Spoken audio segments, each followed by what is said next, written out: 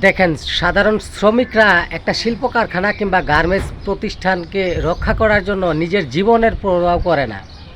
আর সেখানে আপনারা সেই সাধারণ শ্রমিকদের রক্ত চুষে নেওয়ার জন্য যারা শিল্পপতি আছেন, যারা গার্মেন্টস শিল্পের মালিক আছেন বা শিল্প কারখানার মালিক আছেন, তারা কিন্তু তাদের রক্ত চুষে নেওয়ার জন্য আপনাদের কারখানাতে মানে শ্রমিকের থেকে স্টাফই বেশি রাখেন।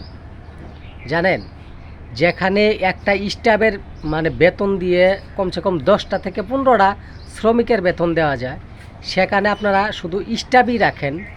আর স্টাফরা দেখবেন যে কোনো সমস্যায় পরে দেখবেন স্টাফরা শুধু প্যান্টের পকেটে হাত ঢুকায় বাবু হিরু বাবুদের মতো, রাজা বাদশাদের মতো শুধু হেঁটে হেঁটে বেড়াবো আর খালি ফোনে হ্যালো, হ্যাঁ তোমরা কোথায়, হ্যালো হ্যালো হ্যালো, খালি এইটাই বলবো। জানেন, আর একটা সাধারণ শ্রমিক, একটা এই যে এরকম সাধারণ ওয়ার্কার যারা আছে, তারা কিন্তু নিজেদের জীবনের পরোয়াও করবে না। আপনার আপনার গার্মেন্টস প্রতিষ্ঠান বা আপনার যে কোনো কোম্পানিকে বাঁচাতে তারা নিজের জীবনের থেকেও তারা আপনার প্রতিষ্ঠানটাকে মূল্য বেশি দেয়। সেই জন্য বলি যে বলে অযথাই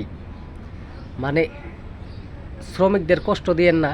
শ্রমিকরা আসলেও অনেক কষ্ট করে আপনাদের প্রতিষ্ঠানকে বাঁচানোর জন্য। এই জন্যই কষ্ট করে যে প্রতিষ্ঠান থাকলে পরে আমাদের কর্ম থাকবে, আমরা কর্ম করে খেতে পারবো। আর যারা ওই যে বড় বড় স্টাফ বা যারা অযথাই ফাউ স্টাফ রাখেন,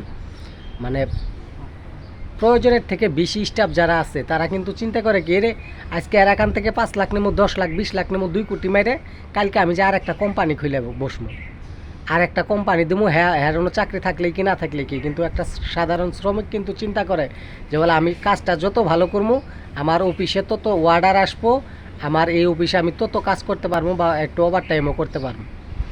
বুঝছেন, দেখেন কি কষ্ট করলো ভাইটা, দেখেন নিজের জীবনের পরোয়া না করে দেখেন কতটা কষ্ট করলো। আর আপনারা সেই শ্রমিকদের রক্ত চুষে নেন। আহা, একবার চিন্তা করে দেখি। কথাগুলো ভালো লাগলে একটা শেয়ার করে দিয়েন আর একটা কমেন্ট করে যান, ভুল করে থাকলে ক্ষমা করে দিয়েন, গঠনমূলক একটা কমেন্ট।